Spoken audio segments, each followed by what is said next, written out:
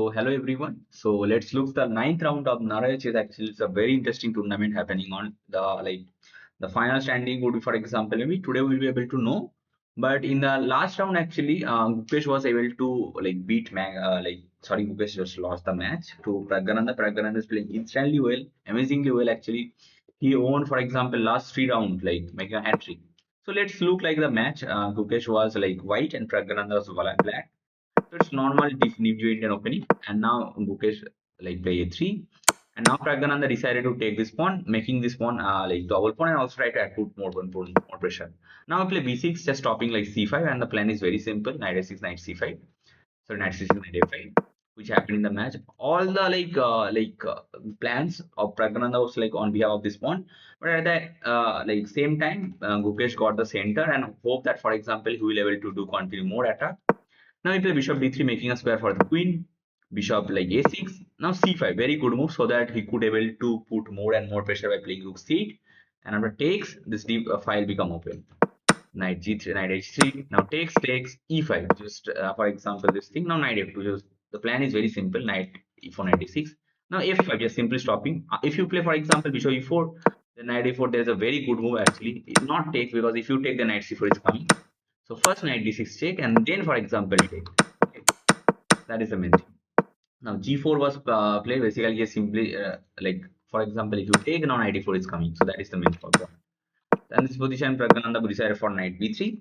Now the thing is that if you cannot take, because if you take, the knight into d4, queen e3, there's a crazy move, rook c4. Basically you cannot take because it's a fought.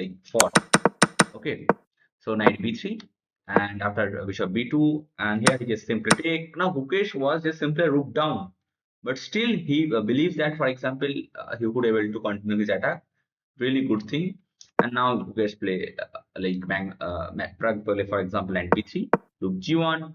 Now f6, kind of small inaccuracy by Pragg. Maybe he can play some moves like into f5, but okay, maybe after rook into g7, the position would be equal, for example. So we cannot say small inaccuracy right now, because right now engine is saying, for example, knight h6 inaccuracy move. But as we all know, for example, the top grandmaster preparation is very high. Okay, so you cannot tell directly right now. So after rook g1 in this position, f6 was played. Takes knight e4, very good move. Now takes knight d6, king g8, and now just simply take. Now queen h4 check, first check, because if you don't check, definitely queen h5 kind of move may arise, attacking both these things. Rook g8, for example, if you first play rook g8, then first queen f4 check, and then knight f5, rook into g8, king into g8, and eventually, for example, queen g4 first. Like if you play some move like this thing, then d5 just simply opening this bishop. It makes a lot of sense. Okay, and if you play any other move, for example, king f8, then bishop f5 takes, and then queen into f5 is lost. Okay, so you cannot take.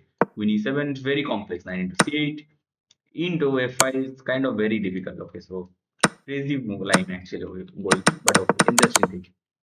But in this position, Gukesh play, for example, queen into e5, Magnus play queen h4, rook into g8, now knight c8, and eventually in this position, white is a simple piece down. Okay, and also white is in the sense he just keep continue the attack. So yeah, that's it, the thing.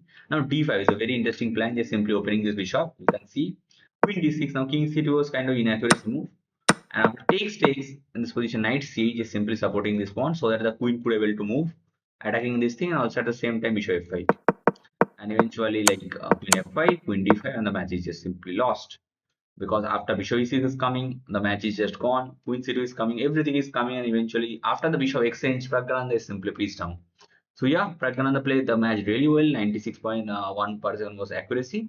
Okay, and all the other result, if we carefully look, like Vincent Keymer lost the match against Alireza Firouzja, I think, in Armageddon, and Wesley So also won the match, Magnus Carlsen. So there's a probability, for example, the match is just going interesting because three players have their chances. One is Wesley So, who is leading 0.5 point behind above Praggnanandhaa, and Praggnanandhaa is 15 points, and Firozi also is there. And in the women's section, you already know, for example, Bibi Sara on the category.